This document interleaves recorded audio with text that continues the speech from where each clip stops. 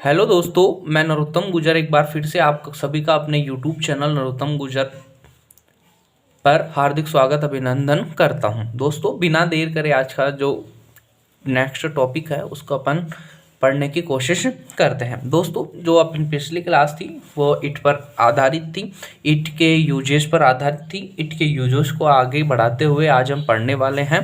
जो अपन ने उसके 3 प्रयोग देख लिया है, जो उसका अब चौथा प्रयोग है वो देखने की अपन कोशिश करते हैं। अब देखो, for a common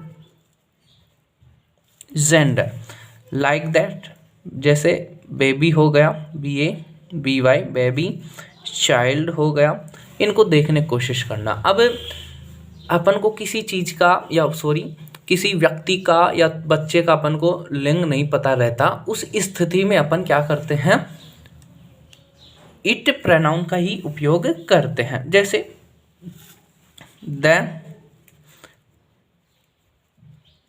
mother is holding A baby. अब देखो, अपन को छोटे बच्चों में कन्फ्यूजन होता है ना, भाई ये लड़का है लड़की है, तो उस स्थिति में बड़े होते हैं तो वयस्क होने के पश्चात तो दाढ़ी मूंछें आने लग जाती है और भी कुछ नए परिवर्तन होने लग जाते हैं, उससे अपन पहचान सकते हैं।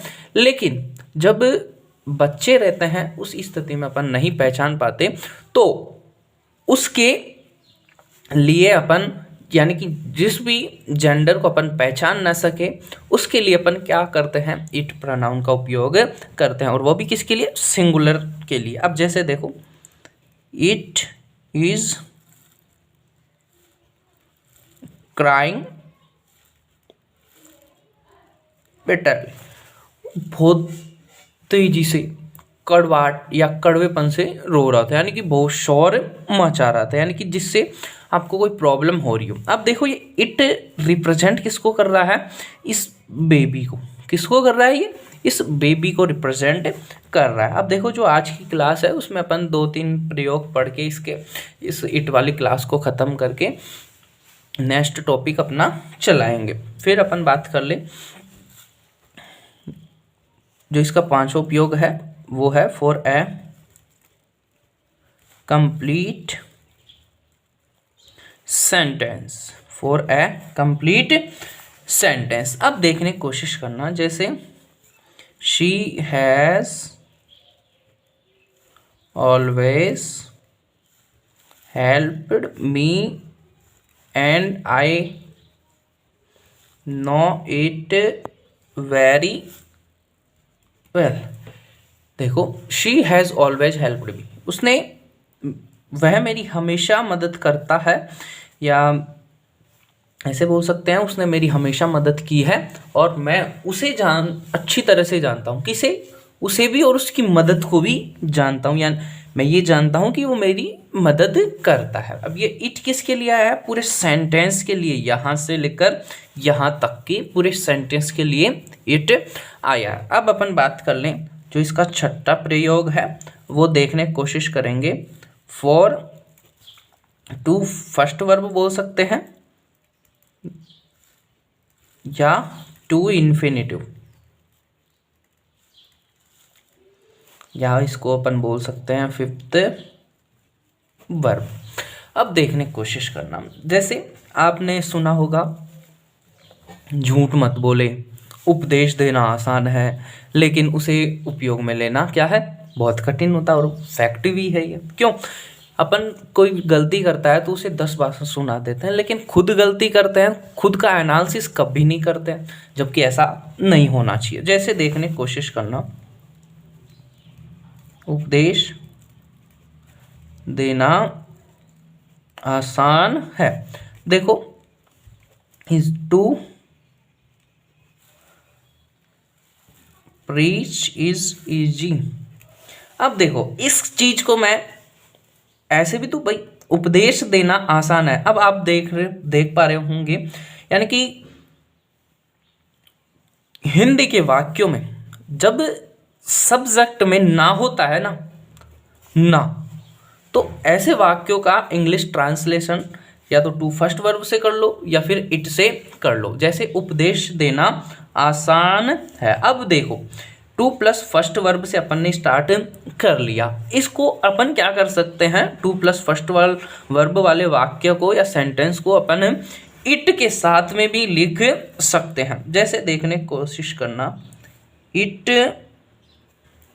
Is easy to preach.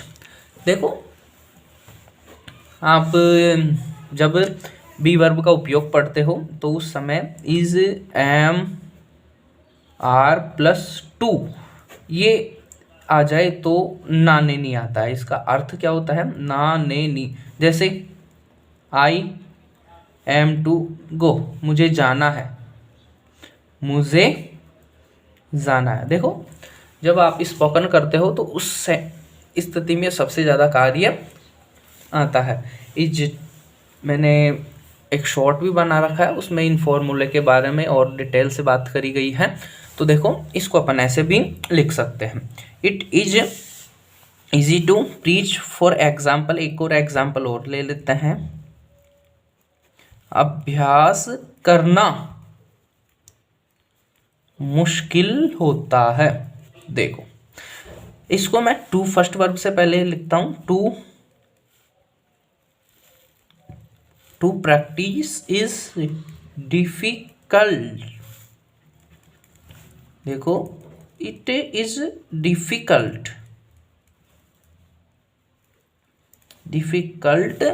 To practice, it is difficult to practice. अभ्यास करना क्या होता है, मुश्किल होता है, और उपदेश देना क्या होता है, आसान होता है। अब देखो जो यहाँ पर आज की क्लास है, आज की क्लास में जो सबसे मेन इंपॉर्टेंट पॉइंट आया है वो है ये ना। ये क्या है, ना। तो इसको भी अपन लिख लेते हैं। देखो हिंदी के